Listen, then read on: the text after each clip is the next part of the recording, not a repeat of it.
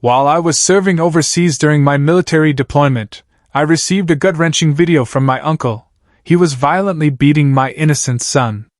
This is the kind of nightmare soldiers shouldn't have to face while risking their lives for their country. They thought I was just a mechanic, a weakling who cleaned tires for real soldiers. They had no idea they were messing with Special Forces' deadliest interrogator. My own uncle beating my son, while my wife filmed it, laughing. It was a betrayal so deep, it shattered my world. But what they didn't realize was, I was about to show them exactly what happens when you mistake a predator for prey. This is Jake. My story isn't about some battlefield in Afghanistan, it's about the war that erupted in my own home. I was Staff Sergeant Jake Walker, the guy they called the Shadow. My job? To break the unbreakables. Terrorists, hardened war criminals, I'd get them to spill their guts without laying a hand on them. Pure psychological warfare. They just disappeared when I was on the case. What my team didn't know was, my methods went way beyond the book. I could dismantle a mind, leaving the body perfectly intact. I was in Afghanistan, on my third deployment, when my phone buzzed. A video from Marissa, my wife of 8 years. I met her in a dive bar near Fort Bragg, a beautiful blonde with sad eyes I thought I could fix. I expected to see Wesley, my 6-year-old son, or maybe Marissa complaining about a leaky faucet. Instead, my blood ran cold. The camera was in our living room. My uncle, Herman Newman, my dad's younger brother, was hitting Wesley. My son fell backward, tears streaming. This is what happens when soldiers aren't home to protect their kids. Herman sneered, his voice chilling. Wesley sobbed, looking straight at the camera. Please stop, Uncle Herman. My dad will come for you when he gets home. Herman just laughed, a sound that still echoes in my nightmares. That weakling? I'm not scared of your daddy, boy. Jake's just a paper pusher who probably cleans boots for real soldiers. Then, from behind the camera, Marissa's voice. And that's when my world didn't just shatter, it disintegrated. He's just a mechanic who only cleans military tires, Herman. He's not scary like you. The video ended with Herman dragging Wesley away, my son screaming for me. I stared at that black screen, my mind reeling. My wife. The woman I married, provided for, protected. She was letting this happen. Worse, she was participating.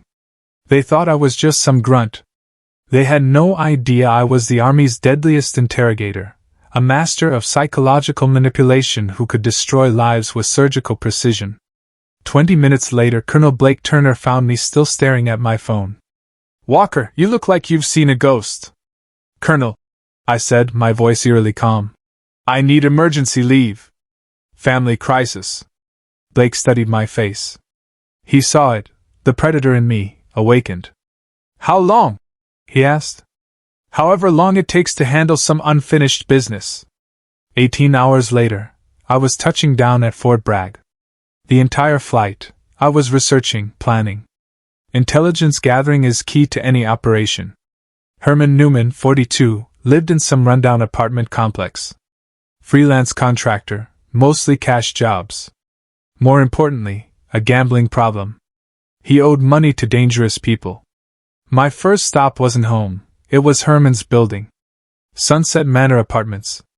Cracked parking lot, broken playground. Perfect.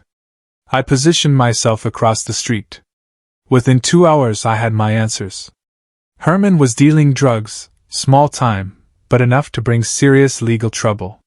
The parade of visitors was more interesting. A young woman, a nervous guy, and 2 men in expensive suits, clearly debt collectors. But the real intel came when I hacked into Herman's phone. The text painted a horrifying picture. He'd been grooming Marissa for months, telling her I was just a grease monkey, that she deserved better. Even more sickening were the photos he'd sent, Wesley crying, with captions like, "Training the boy to be a real man." The final piece made my blood boil. Herman had been recording videos of him abusing Wesley for weeks, building a collection, sending them to other sick individuals online. My son wasn't just being hurt, he was being exploited for an audience of predators. I sat in my rental car as darkness fell. The old Jake, the mechanic Marissa thought she married, he would have called the police. Tried to work within the system. But Jake Walker, Special Forces interrogator, had different plans. I was going to dismantle Herman Newman, piece by piece, starting with his mind. At 11 p.m., I made my move. Infiltrating Herman's apartment was child's play. I'd infiltrated enemy strongholds in 3 countries. Herman was passed out on his couch, empty beer bottles everywhere. I didn't wake him immediately. First, I explored, gathering evidence. His computer was password protected, but I cracked it in minutes. Dozens of videos of Wesley. Communications with other predators. A detailed plan to break the boy properly. When I was deployed longer. When Herman finally stirred, I was sitting in a chair across from him, perfectly still in the darkness. Who the hell? Herman started, then his eyes adjusted, and he saw my face. Jesus Christ, Jake, what are you doing here? Hello, Herman. We need to talk. Herman tried to stand, but something in my stillness held him in place. Look, Jake, I can explain. Sit down, Herman. The command was quiet, but he obeyed. My voice carried an authority he'd never heard. This wasn't the awkward young man he thought he knew. I saw the video you sent me, I said, my voice conversational. You and Marissa had quite the performance planned out. It wasn't, you were just what? Beating my 6-year-old son while my wife filmed it for my entertainment? I leaned forward. Tell me, Herman, what did you think would happen when I came home? Herman's mouth went dry. My eyes felt empty, predatory. I thought you were just a mechanic. Yes, I heard that part. It's fascinating how people make assumptions. I stood slowly. Herman pressed himself into the couch. Do you know what I actually do in the army, Herman? You fix trucks? I smiled. It didn't reach my eyes. I break people, Herman. Not their bones, though I could do that too. I break their minds. I take enemy combatants, men who would die before betraying their cause, and I turn them into sobbing children who tell me everything I want to know. Herman tried to swallow. And the beautiful thing about my job, I continued, is that I've become very, very good at it. So good that my commanding officers give me the cases they can't solve conventionally.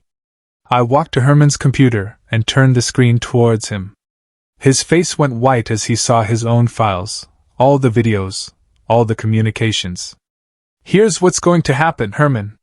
You're going to tell me exactly how long you've been planning this with my wife. You're going to tell me about every time you've hurt my son. And you're going to tell me what Marissa knew and when she knew it. Jake, I can't. Oh, but you can. Because the alternative is that I make one phone call to Detective Larry Knight at the county sheriff's office. We served together in Iraq. And suddenly your computer gets anonymously tipped to the FBI. How long do you think a man like you lasts in federal prison, Herman? Herman's hands were shaking. You don't understand, Marissa. She wanted this. She said you were weak, that Wesley needed a stronger male figure. Something cold settled in my chest.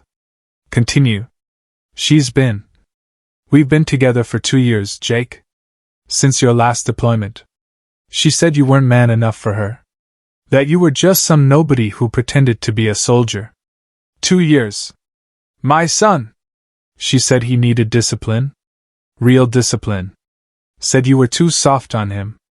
I processed this with the same clinical detachment I used on enemy combatants. My wife hadn't just betrayed me, she'd actively participated in my son's abuse for 2 years. She chose Herman over her own child's safety. Where is Marissa now? At your house. She's waiting for me to come over after you get back tomorrow. Interesting. She doesn't know I'm here early. Herman nodded miserably. I walked to the window, looking out at the parking lot.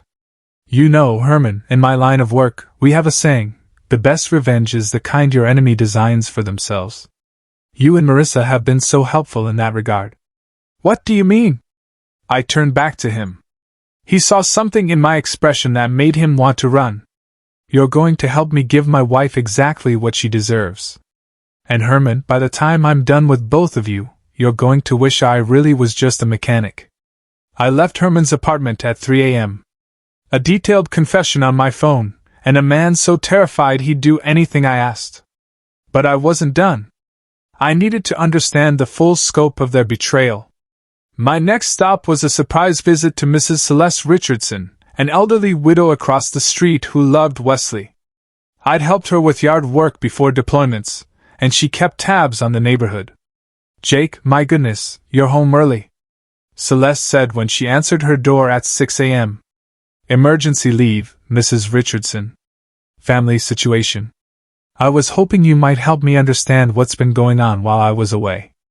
Her expression darkened. "Oh, honey, I was wondering when someone was going to ask. Come in, let me pour you some coffee." Over the next hour, my nightmare got worse. Celeste had seen Herman's truck at my house at least 3 nights a week. She'd heard Wesley crying multiple times. Most damning, she'd seen Marissa and Herman at the grocery store, acting like a couple, with Wesley walking behind them, sporting visible bruises. I called Child Protective Services twice. Celeste admitted, tears in her eyes. "But Marissa always cleaned Wesley up, and that boy is so scared he won't tell anyone." "Why didn't you call me?" "I tried, dear. But Marissa said you were on a classified mission and couldn't be contacted. She said she'd pass along my concerns." My jaw clenched. Marissa had been intercepting calls, isolating me. "Mrs. Richardson, I need you to understand something. What I'm about to do might get very complicated, and you might see things that seem concerning, but I need you to trust that I'm handling this."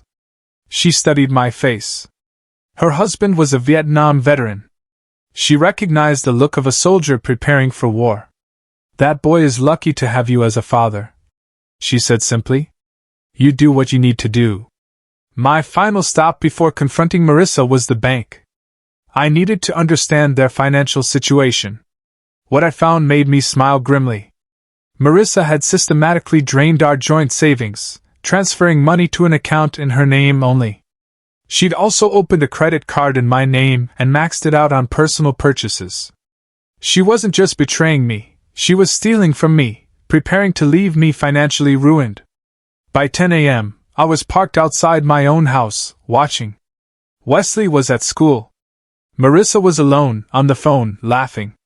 I activated the audio surveillance app I'd installed on her phone months ago, a precaution for deployed soldiers' families. "Can't wait until he gets back tomorrow," Marissa was saying. "Herman, you should see his face when he watches that video. He's going to be so broken." Herman's voice came through. "What if he tries to fight me?" "Baby, you could take Jake with one hand tied behind your back. He's never been in a real fight. The army just has him changing oil filters and rotating tires." I turned off the recording.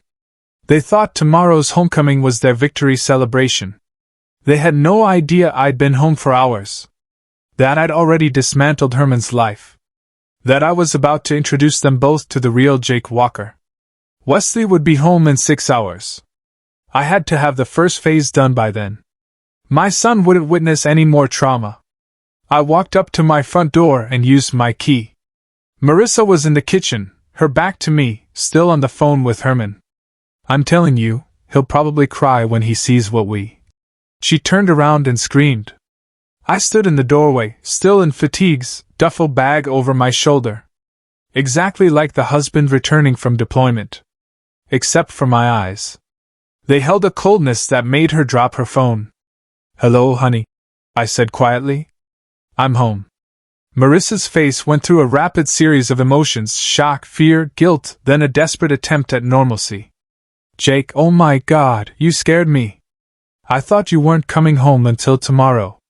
She rushed toward me, arms outstretched. I caught her wrists. "Surprise."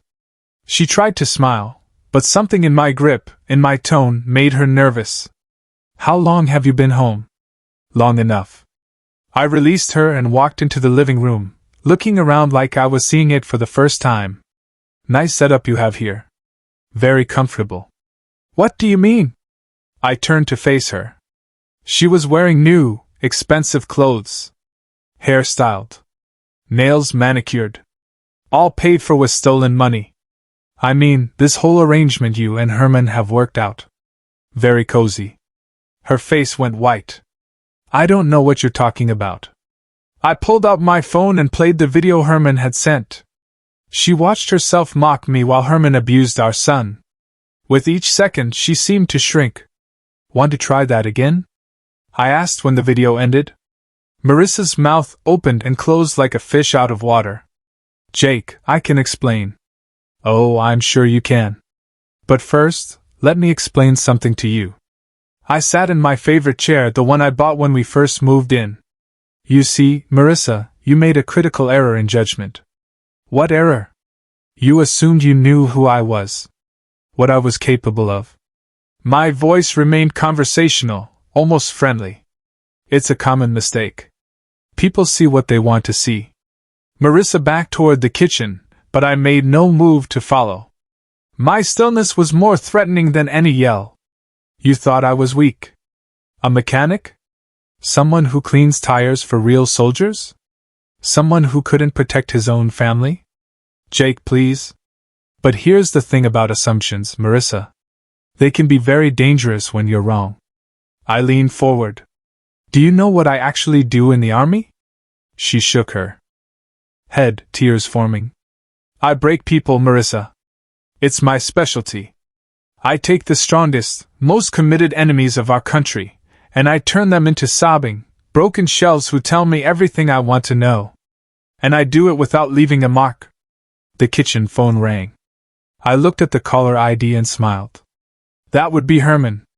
He's probably wondering why you screamed and then went silent. Answer it. Jake, I can't.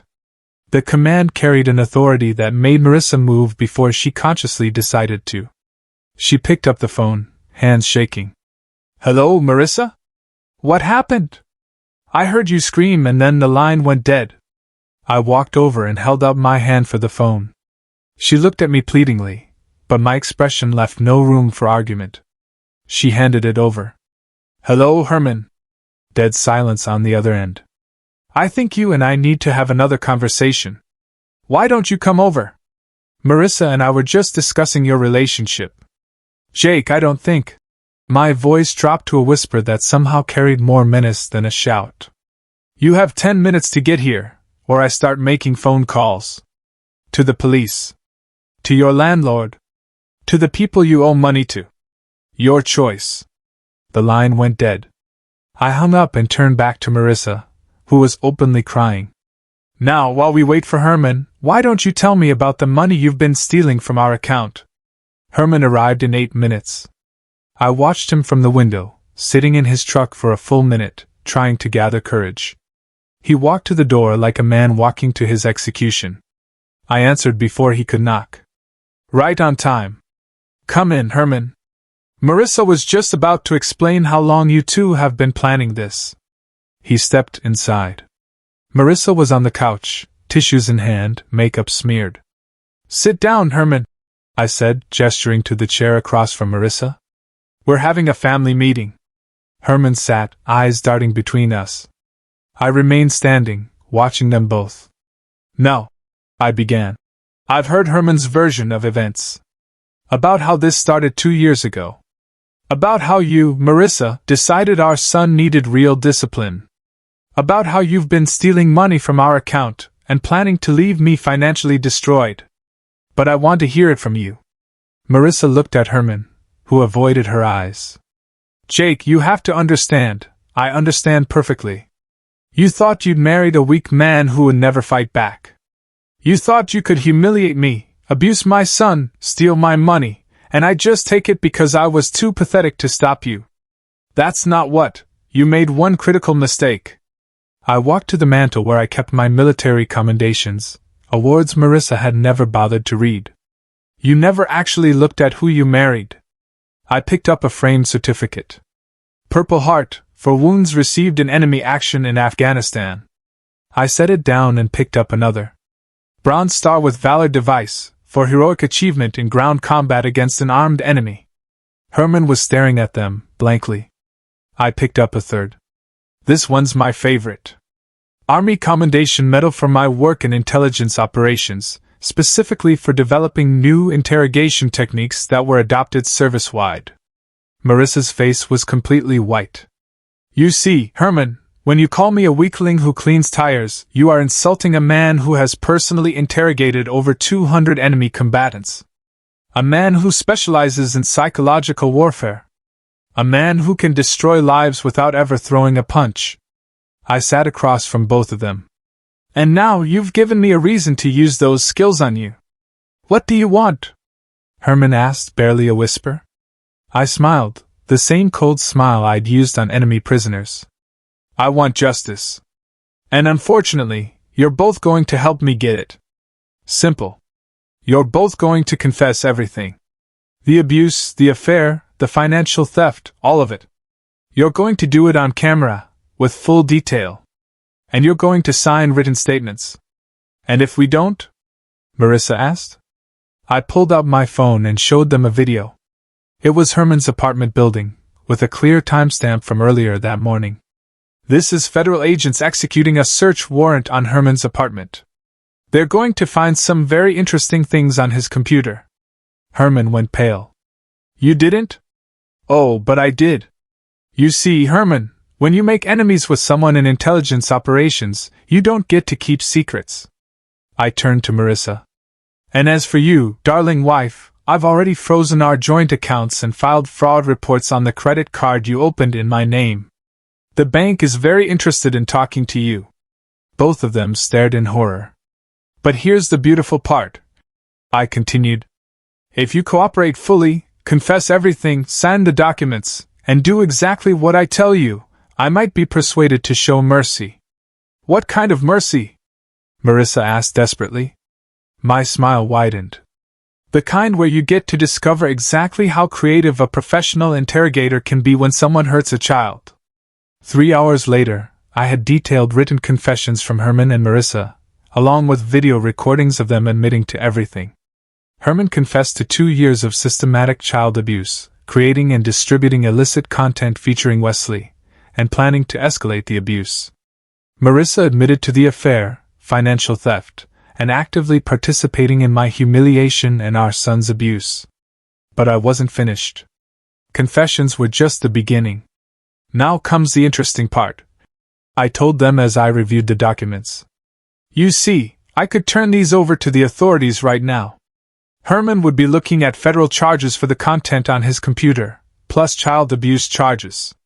Marissa would face fraud charges, child endangerment, and conspiracy charges. Please, Jake, Marissa sobbed. I'll leave. I'll disappear. You'll never see me again. Oh, you're definitely going to disappear, Marissa.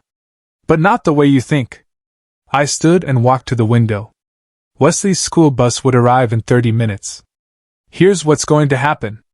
Herman, you're going to pack your things and leave town tonight. You're going to drive to Miami, check into a specific hotel, and wait for my instructions.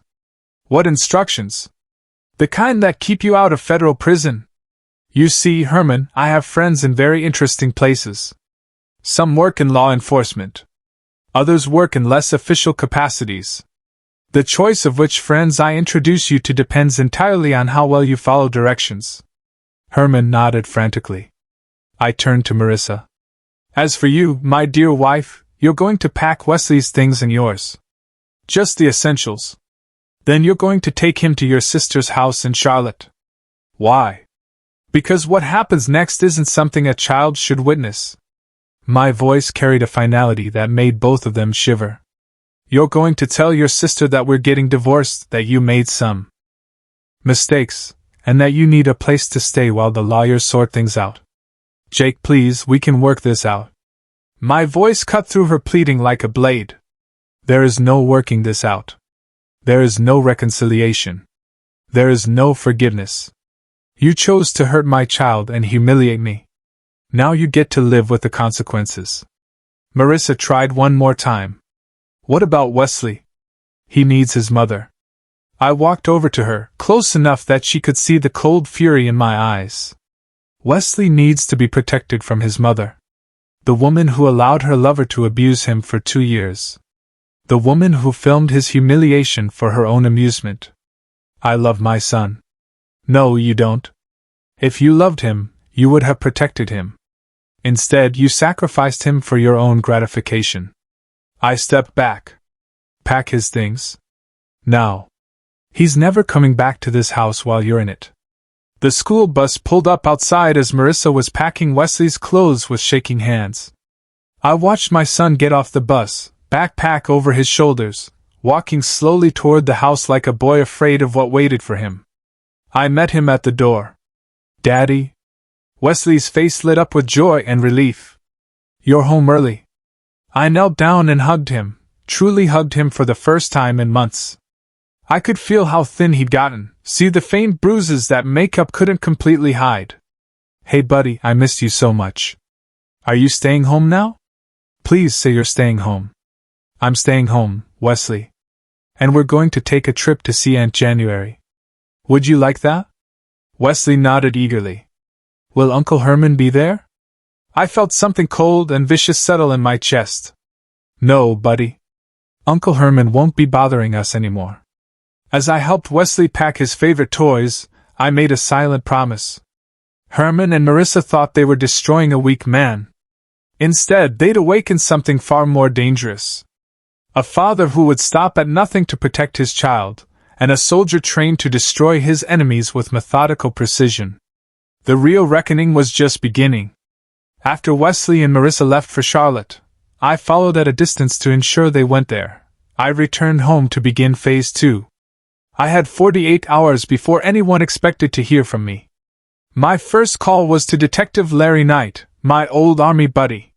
Jake Walker? Heard you were still overseas. What's going on? Larry, I need a favor.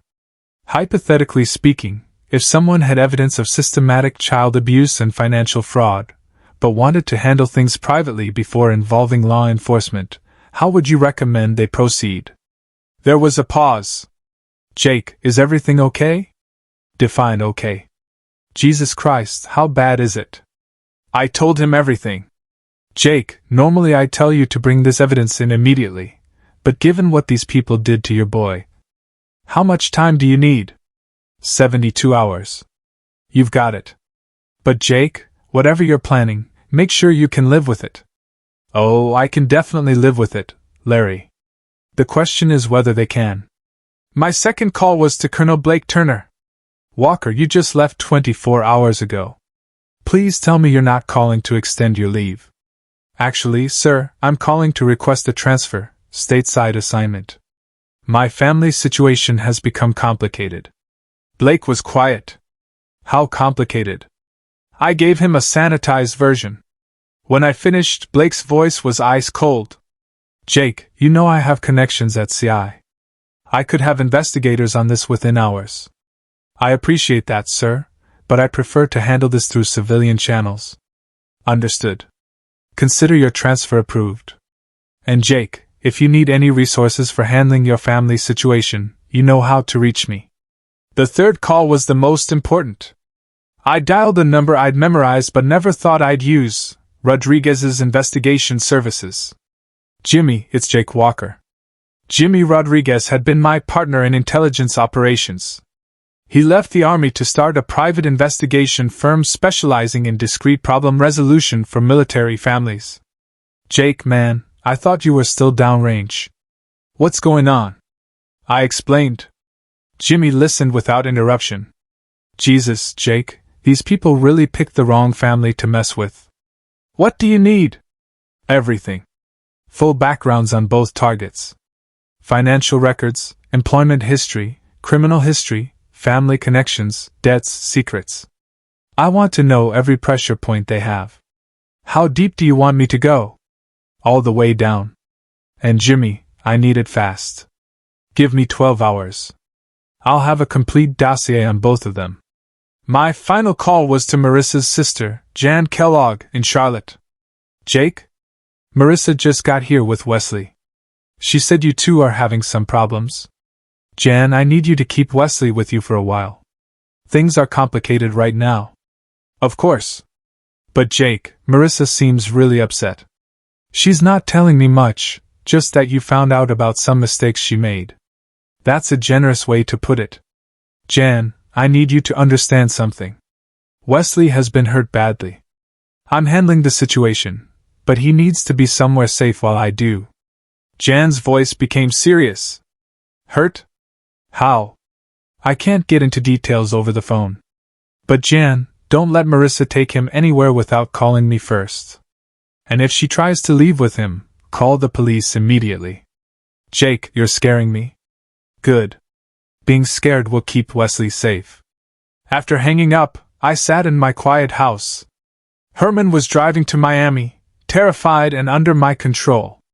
Marissa was in Charlotte, isolated from her support network, under surveillance by her sister. Wesley was safe. Now came the fun part. I opened my laptop and began researching. By morning, I would know everything about Herman and Marissa's lives, their fears, their weaknesses, their pressure points. And then I would systematically dismantle everything they cared about. They had made the mistake of thinking Jake Walker was weak. I was about to show them what strength actually looked like. 72 hours later, I had orchestrated the complete destruction of both Herman Newman and Marissa Walker without throwing a single punch or breaking a single law. Jimmy Rodriguez delivered intel beyond my expectations. Herman owed $43,000 to a loan shark named Ricardo Hobbs, known for creative debt collection. Marissa had not one affair, but 3, Herman just the latest. More importantly, she'd been stealing money not just from me, but from her previous workplace, a pattern of financial fraud going back years. My revenge was surgical. For Herman, I simply expedited the natural consequences of his choices. A single anonymous phone call to Ricardo Hobbs, informing him Herman was bragging about having money in a Miami hotel, resolved the Herman problem permanently. Last I heard, Herman had checked himself into protective custody with the Miami police, begging for protection from unknown assailants. The federal charges for the content on his computer would ensure he never threatened another child. But more importantly, Ricardo's people would ensure Herman spent the rest of his life looking over his shoulder, never knowing when his past would catch up. For Marissa, my revenge was more complex. I systematically contacted every person in her life, her employers, her friends, her family. I provided them with evidence of her true character. Not accusations, but documented proof, the video of her mocking me while our son was abused, bank records showing her theft, communications with multiple affair partners.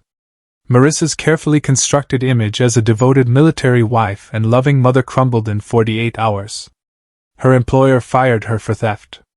Her friends abandoned her. Even her own family, after seeing the evidence of how she treated Wesley, turned their backs on her. But my masterpiece was the custody hearing. I filed for emergency custody of Wesley, backed by video evidence, written confessions, medical records documenting his injuries, and testimony from Mrs. Richardson and other neighbors. Marissa's lawyer, a public defender since all her stolen money was frozen, had no defense against the mountain of evidence. The judge took 15 minutes to grant me full custody and issue a restraining order prohibiting Marissa from contacting Wesley without supervised visitation. I stood in the courtroom, watching her cry as her lawyer explained she'd be lucky to see her son once a month, only under court supervision. She looked across at me, searching my face for any sign of the man she thought she'd married, the weak, forgiving fool. Instead, she saw Jake Walker, Special Forces interrogator, looking at her with the same clinical detachment I showed enemy combatants. No anger, no satisfaction, just a cold assessment of a mission completed. "Jake," she mouthed across the courtroom. "Please." I turned away without acknowledging her. 3 months later, I was sitting on my porch, watching Wesley play in the backyard. He was laughing, actually laughing, for the first time since I'd come home. The bruises had faded. The nightmares were less frequent. He was beginning to believe he was safe. Mrs. Richardson walked over with a glass of lemonade. "That boy is lucky to have you," she said, settling into the chair next to me. "I'm the lucky one. Have you heard from Marissa?" I shook my head. "Last I heard, she was living in her car in Raleigh. Seems she's having trouble finding anyone willing to help her out." "And Herman?" Still in protective custody in Miami. Apparently, he's developed a very serious phobia about being alone. Mrs. Richardson studied my profile. Do you ever regret it? What you did to them?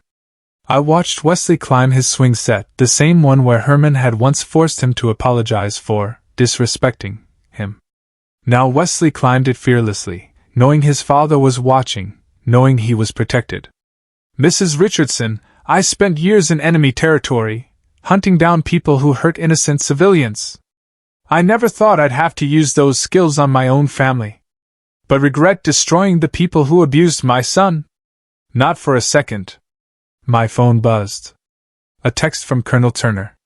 Jake, how's civilian life treating you? I typed back. Better than expected, sir. Turns out submissions are worth coming home for.